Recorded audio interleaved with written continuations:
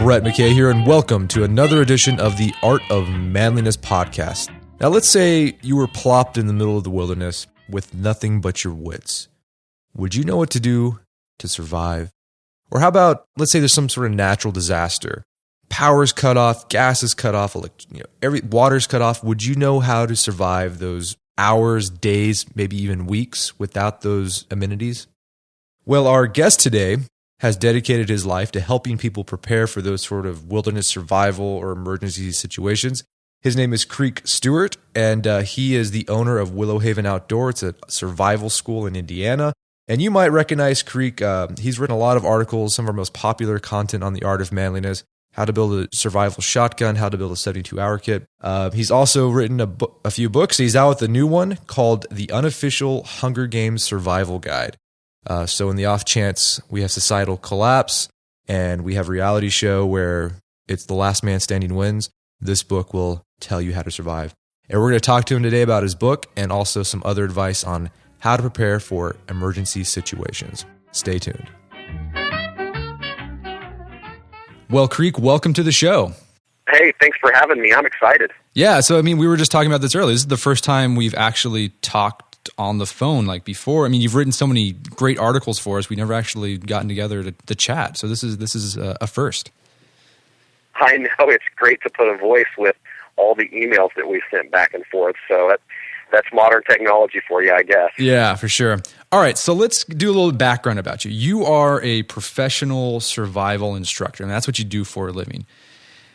I'm sure there's a lot of guys who are like, man, that sounds like the dream job. How did you become a survival instructor? Did it start out as a hobby as a kid, and then you just somehow managed to figure out a way to make a living off this? Tell us your story. Yeah, you're exactly right. And it certainly hasn't been an easy road and one without hurdles and bumps like most people's stories, I guess, who probably pursue their dreams. But I grew up in Scouts, longtime Scout, Eagle Scout, and always loved the outdoors, always had a passion for self-reliant skills, and always knew I would end up in an outdoor-related profession or business somehow, somewhere. When I was in college, really trying to find my way, I ended up writing a small self-published wilderness survival manual about the skills I knew at that time. I was 21, so it's about 15 years ago. And I took that little manual and I sold it to Boy Scouts. I took out an ad in the back of Boys Life magazine, and I was going around from troop to troop and, kind of hawking this little survival manual about the skills I knew at the time. And that little manual led to me holding some 2-hour courses on my parents' farm in southern Indiana. And those little 2-hour courses led to me holding 1-day courses. And, then I started doing more and more courses and, invested the next kind of 5 to 6 years really taking my skill set seriously, because you can only teach the skills if you're proficient in them yourself. And so I took some time and really invested in training and making sure my skills were up to par. And I was a mobile business for a long time. I was an old explorer with a trailer, and I would drive from rental land and farmland and state parks and, for the longest time while working a full-time job and sometimes 2 full-time jobs. And about 3 or 4 years ago, I decided to really go deep, and I invested in a facility and a building. And so I have 21 acres and a beautiful lodge. And, that's when, my business really changed, when I had a facility and I could hold 3-day courses and people could spend the night. And so that's kind of my story in a nutshell. That's a really inspiring story. It just seems like it's just a lot of hustle that went on there. So now you have this facility, so people can come out to your place. It's in Indiana, right? It is central Indiana. And basically learn how to be a mountain man, essentially. Yeah, we definitely teach manly skills. So, we teach primitive survival skills, how to meet your basic core human survival needs: shelter, water, fire, and food.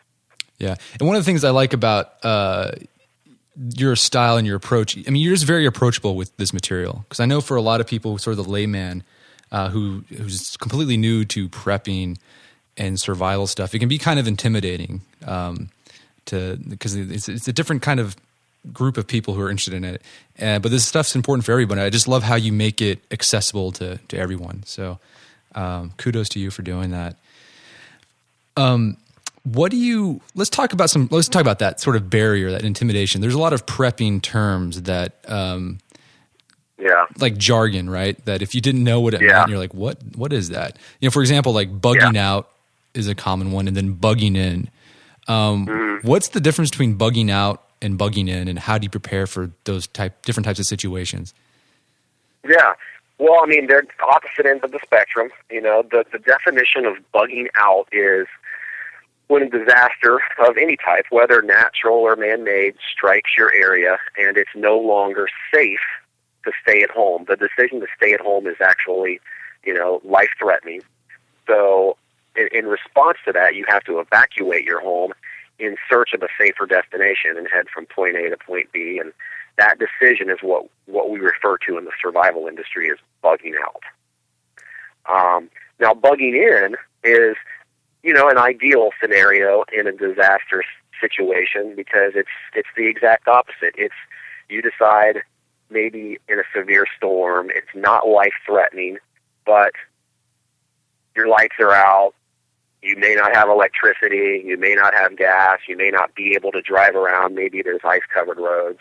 And so your decision is to hunker down, close your doors, and provide for yourself inside your own home for, anywhere from, extended period of time, anywhere from maybe 12 hours to 3 days, maybe even 2 weeks, who knows. Yeah, we in Oklahoma, we get like these really wicked ice storms. And a few years ago, there was one, and the electricity was out for over a week, and you couldn't go anywhere. And it was kind of scary because like we had stuff on hand, but then you started getting to that point where like, oh, we're reaching that limit where we should have had some more. So yeah, being prepared for I guess that would be a bugging in situation. It would, absolutely. And Oklahoma had a bug out situation, about a week and a half ago, those tornadoes that came through. People, all of a sudden staying in the path of the tornado is, a life-threatening decision. So people had to kind of bug out. Yeah. So part of the essential part of bugging out is having a bug out bag. And it seems like people are just talking about this, all over the internet. You got to get your bug out bag. And you, in fact, wrote just a fantastic post about how to build a bug out bag, and you even published a book on how to build a bug out bag, which I highly recommend you guys get. It's awesome. I'm using it to build my family's bug out bag. Creek has these awesome lists where he tells you exactly what you need, how many of those things you need, based on the number of people. So my wife and I have been slowly putting together our bug out bag with his book. But Creek, can you give us kind of a basic rundown of the sort of items you'd want in a bug out bag?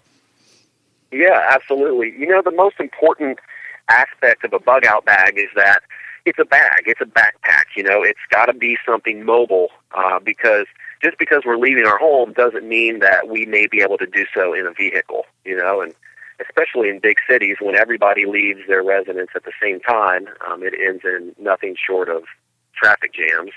And so traveling by foot may be a necessity. So the bug out bag first and foremost has to be mobile. You got to be able to carry it.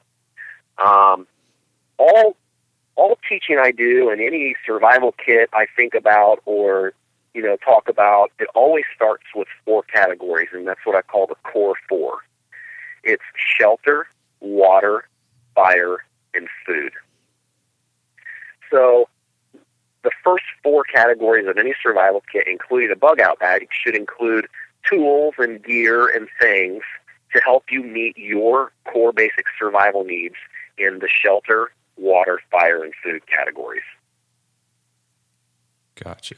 So just like have an extra pair of clothes, maybe have a tarp for shelter? Yeah. So if you want to kind of delve in a little bit more specifically, like shelter category, for my bug out bag, I use a lightweight backpacking tent. I like the idea of a tent that closes you off from the rest of, what might be happening around you. But, Definitely a sleeping bag, definitely some kind of a tarp, maybe a backup emergency survival blanket, maybe a backup rain poncho that could be configured into shelter configurations.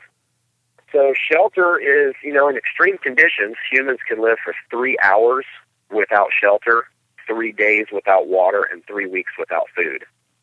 So shelter is really important, and hypothermia is the number one outdoor killer in this country.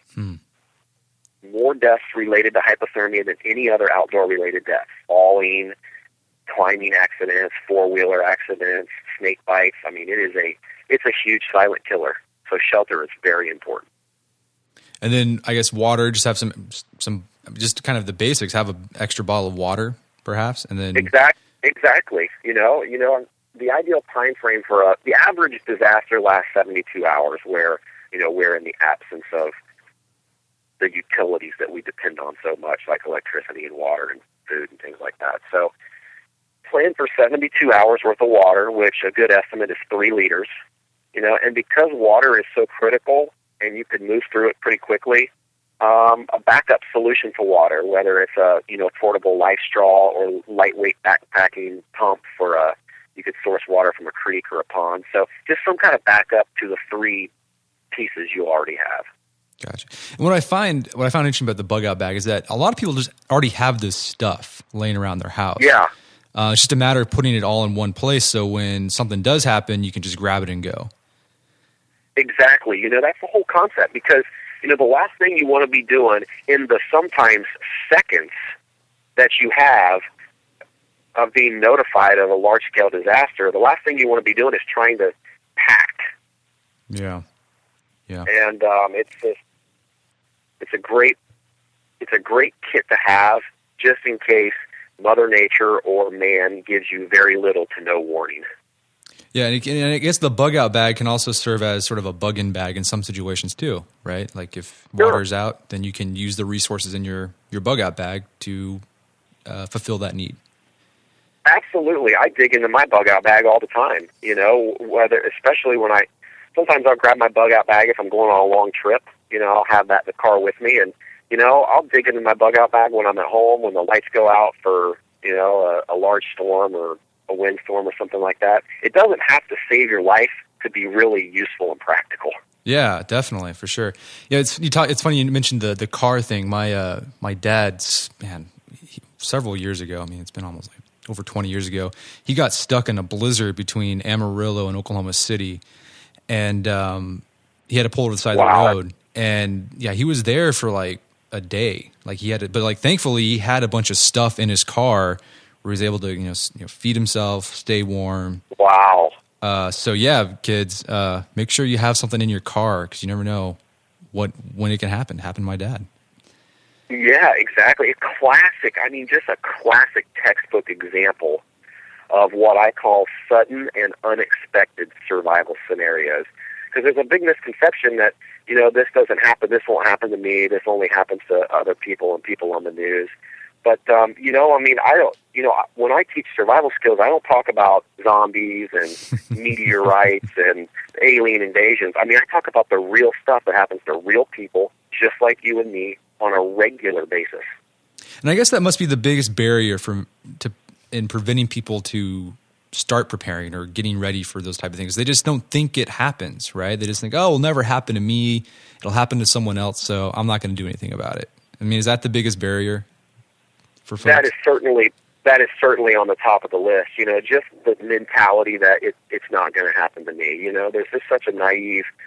We're just so comfortable, in especially the U.S., and I know you have an international audience as well, but we're just so comfortable here, and it's so hard to imagine that, our basic human survival needs aren't, just around the corner or the flip of a switch. But it happens. It absolutely happens to people. And I would say the number 2 barrier is people are busy. Their schedules are hectic, and it's hard to carve out time for yourself sometimes, let alone putting together a kit, which is certainly an investment of time. Definitely. Let's talk about, so you mentioned I was going to talk about, like that whole mentality. I love the the phrase that you use to sign off on posts and your emails. It's like, it's not if, but when.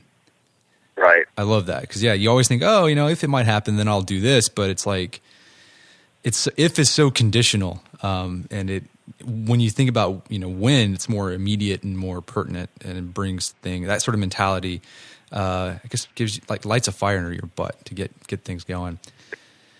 Yeah. And I really believe that too. I really believe that, we have a pretty high probability of at some point in our lives finding ourselves in some kind of sudden and unexpected survival scenario. Just like those cruise ships this spring, 2 huge cruise ships in the middle of the ocean shut down for 7 days, and I bet those people never thought in a million years when they left on their vacation they'd be fighting for their basic human survival needs for a few days.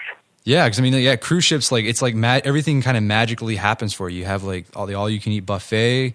You've got, it's just everything's catered towards you, and as soon as that's gone, you're like, okay, what do I do now? Right, seriously, right? That's got to be scary. So you talked about for your bug out bag, you need to think about the core 4. Let's take that concept of the core 4 to skills. I'm guessing the most important skills that a person should work on developing center around those core 4. So fire building, shelter building, are those the most important hard skills? Absolutely. Top 3 hard skills are understanding basic sheltering principles, understanding what your dangers are, what your threats are with sheltering, and how to kind of combat those in any type of a situation, whether it's wilderness or urban. Number 2 set of skills, and the top 3, it depends on the circumstances, what's 1, 2, or 3, but the top 3 are shelter, water, understanding how to purify water, understanding how to find water, how to track water. And number 3, fire, because fire can be so relevant to shelter and water. If for some reason you don't have the resources or the knowledge to erect or configure a suitable shelter, all of a sudden fire becomes your number 1 resource for regulating core body temperature. So your fire building skills are really important. And on the same line against water, if you don't have a modern pump or chemical purifiers or a life straw, and you don't have potable water, all of a sudden boiling becomes your number 1 way to purify drinking water. And obviously you need fire to boil water. So those 3 are definitely the top 3 skills to focus on. Fire building is probably the most time consuming because it is truly an art. But regardless of which survival skill we're talking about, there is only one way to learn a skill, and it is through practice and repetition. You can read all the books, you can watch all the videos, and even train with some of the best instructors in the world. But until you get on your hands and knees and start doing these skills with your own 2 hands and trial and error, it is the only way to learn them. So that's a great point. But how do you talked about being busy, right? That's one of the things that prevents people from doing that. Any suggestions you have for the average person out there who's listening? They're like, man, I really want to practice. I want to develop these skills. How do I work those in to my schedule? Do you have any suggestions on that? Absolutely. There's a huge misconception that in order to practice survival skills, you have to go into the remote wilderness for 2 weeks and put yourself in a survival situation to actually practice the skills. I get that all the time. Well, I don't have 80 acres. How can I practice? Well, you practice this stuff in your backyard. You don't need any. You could practice, if you live in an apartment, you could practice 99% of the skills you need to know to save your life in the wild can be practiced on a 5 square foot patio in the back of an apartment. The misconception is that you need wide open spaces and all this land to practice some of these skills, and it's just not the case. And quite frankly, they're not really that time consuming, and I've never ever, for anybody who has kids, or young people in their life, I've never ever met a kid who doesn't absolutely love spending time with someone learning outdoor skills. It is an excellent way to just bond with people, and if you go camping, you can incorporate some of these fire building skills or shelter building skills in a camping trip. It doesn't have to be a dedicated survival skills weekend. You know, a lot of these things can be incorporated into activities that we do on a regular basis. You know, instead of starting the fire and the barbecue with the lighter this week, maybe you do something a little bit different. Maybe you do something a little primitive and try to strike it with a ferro rod or a piece of man-made, a piece of natural found tinder or something. That's some great stuff right there. That's just giving me some great ideas. I've got some ideas bubbling in my mind right now. What to do with, like, my son's 2, but I'm like looking forward to the age when he gets a little bit older where I can like do stuff with him. And just going in the backyard and just like, hey, we're going to set up a tent today, or hey, we're going to learn how to start a fire with a magnifying glass. I've never met a boy who doesn't want and love to build a fort. Oh yeah, that'd be awesome. You know, and you call it a fort instead of a survival shelter, and all of a sudden, eyes start lighting up. Okay, well, so those are the hard skills: shelter building, fire building, water. But are there any like soft skills, like, you know, any things you need to do to mentally prepare for a survival situation, or psychologically, or socially? I mean, is there a soft component to survival as well?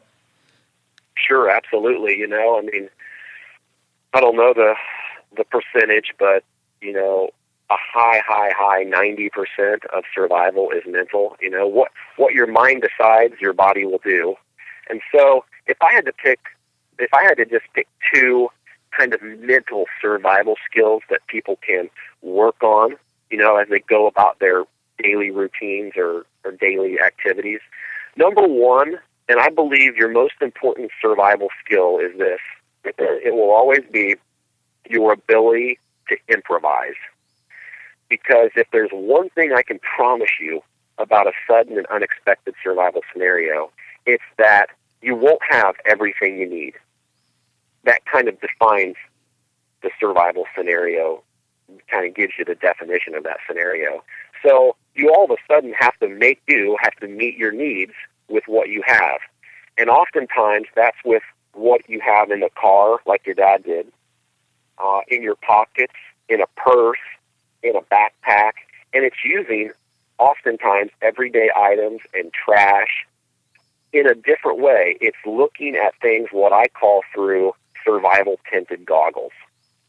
So a good, just kind of a fun exercise to do with your family or your buddies is to throw a random product on the table and then just brainstorm as many things as you can think of as how that product could be used to meet one of your core 4 basic human survival needs. That's awesome. And you'd be surprised. Yeah, and you'd be surprised at the list. You know, the first few that come out are always a little crazy, but once they start coming and people start brainstorming, you'd be surprised at all the crazy ways regular, everyday items that we see in ditches along the road can be used to meet our core basic survival needs with a little bit of creativity. Well, you've actually written some articles for the Art of Manliness, this sort of thing. Like, it's some of our most popular articles. The survival tampon is an classic example. Yeah, I mean, who would have known that this is like what do you call it, the tactical survival tool? What does tampon mean? I forget exactly what it was, but definitely tactical outdoor adventure tool or something like that. Yeah, and then you also did it with the cell phone, right? Like if you have a busted cell phone, like here's different ways you can. So yeah, I mean, so I guess your suggestion is like just take stuff you find in your house, plop it on the table, and say, all right, find as many ways as you can to use this as a survival instrument. Exactly, and it's actually pretty fun to do, you know, and like any skill, whether we talked about the hard skills, how practice is important, you know, thinking outside of the box and being creative is a skill. And if that's encouraged, and if you encourage your mind to think that way on a regular basis, you'd be surprised at how quickly you start to develop the ability to improvise and kind of look at products through those survival tinted goggles that I talk about. That's awesome. All right, so let's talk about your new book. You got a new book out. It's the Unofficial Hunger Games Survival Guide. Who's this book geared towards? What's your goal with this book? Well, I tell you what, I always told myself I was never going to write a primitive survival skills manual. There's so many on the market, and quite frankly, I didn't really feel like I could add to the content that was already out there. I mean, there's only so many different ways you can present how to build a shelter and how to do a bow drill and how to start fire with sticks. And there's a lot of great primitive survival skills manual in the market. So I always told myself that's been done numerous ways before, and I'm never going to write one. And then the Hunger Games came along, which if no one knows what the Hunger Games are, then I don't know what to tell you. Yeah, you've been sleeping under a rock. Yeah, seriously, that's putting it lightly. Huge young adult survival-themed fiction book series. There's 3 books in that series, #1 book series in probably the world for the past year, and maybe even a couple of years.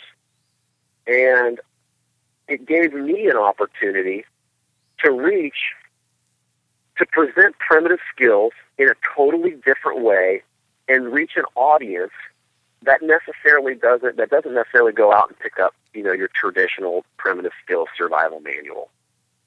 So while this book does have a Hunger Games theme, it is certainly not only for Hunger Games fans. It is at its core, I teach all of the survival skills and more mentioned throughout the book series, the Hunger Games book series. But at its core, it is a primitive skills manual. These are not fictional skills. These are real skills for real people in real situations. So whether you're a Hunger Games fan or whether you're a survival fan, it's an awesome read. It's it's full of pictures, which I love. Yeah.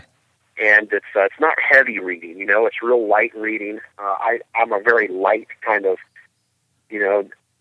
very light writer, and my writing is easy to read, and this fits right in there. So it's presenting primitive skills in a really different and unique way that's never been done before. So what sort of skills inspired by the movie will we find in the book?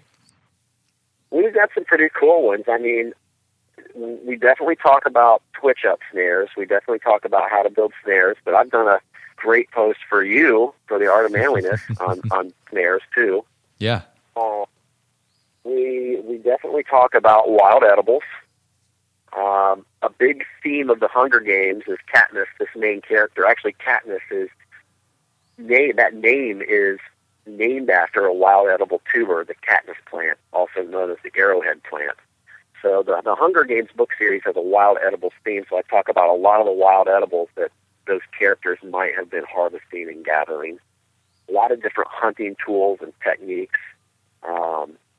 There's kind of a cool scene in the book where Katniss is preparing a warm soup for this other character named Peeta. And she heats this soup by putting in sun-warmed rocks to heat this soup. And there's a part in the book where I teach people how to make a coal-burned container out of wood and then use hot rocks to actually boil and purify water in a wooden container. Oh, that's which awesome. Is kind of unique. That's really cool.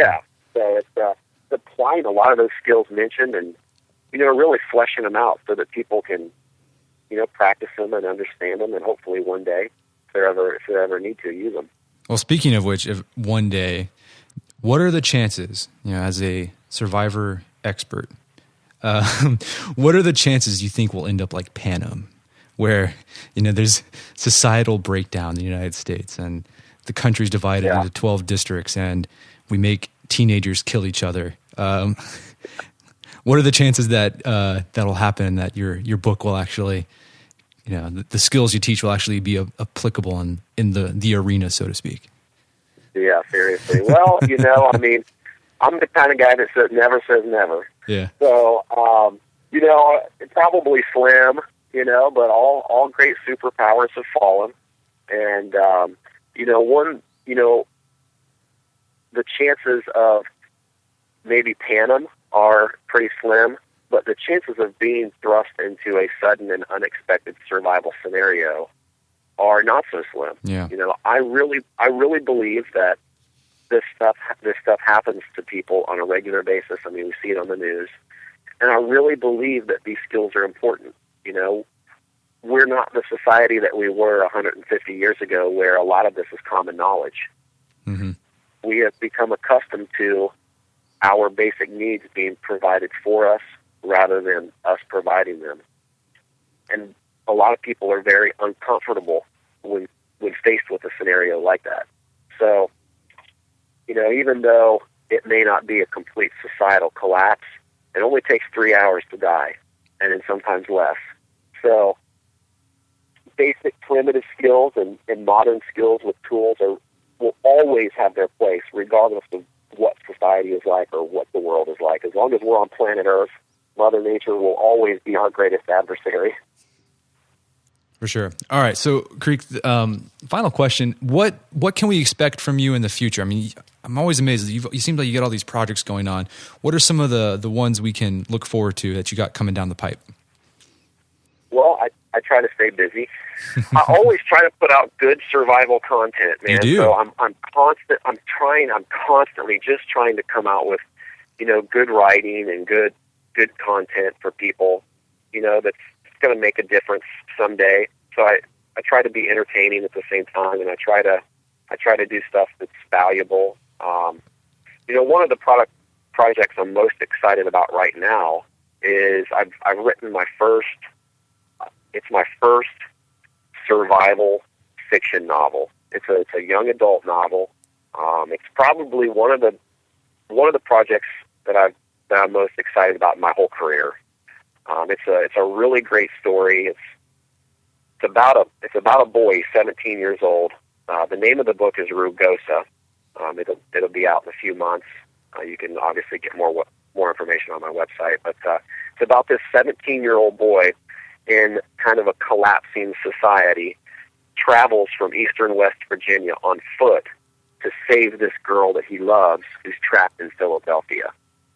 And it really goes through everything that this kid's experiencing, both hard skills and soft skills that we talked about, to get her and start that journey back. It's the first of a 3-book series, and it is just everything that I ever wanted to read in a survival fiction story.